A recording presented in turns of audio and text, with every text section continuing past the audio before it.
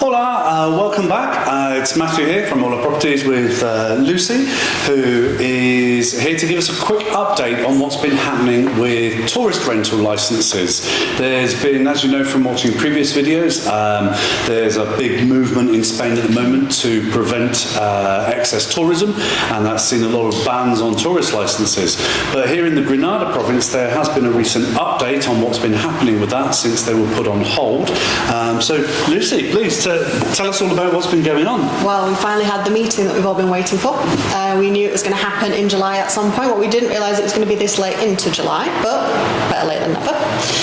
It's been an interesting update, to say the least. It would seem that Granada Town Hall are moving in favour of freezing licences. From what we've seen, quite a lot of people have been posting and mentioning on different news sources that they're almost threatening to not issue new licences after September this year, which would be interesting. We've also seen some changes to tourist licences in general, which could affect licences that already exist, which is not something that we expected.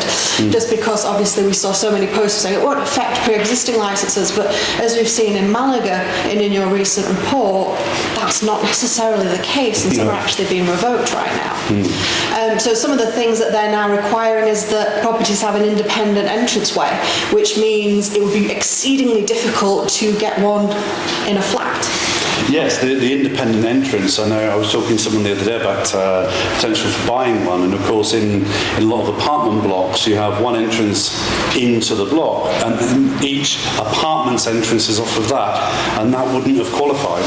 Exactly. Now, because since you have to enter through a communal space, that can now be rejected, which is not something that we've ever seen before, which means obviously it does limit things quite extensively. A lot.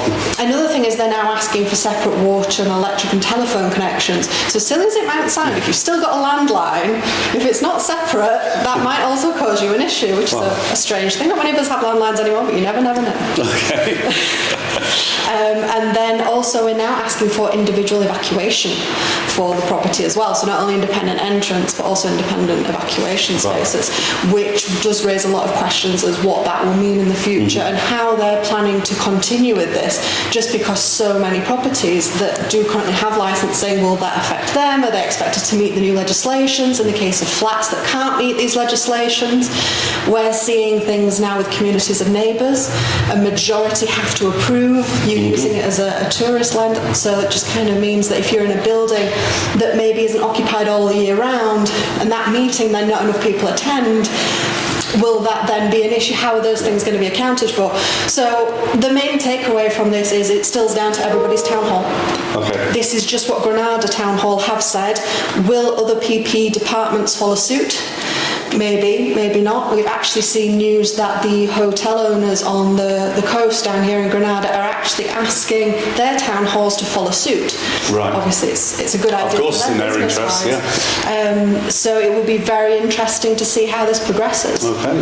Well, thank you very much for the update. This is an ongoing thing, and I think for everyone who's been following, we're seeing certain areas are being far more extreme than others, but the Granada province is starting to follow the others, and I think this issue is not going away.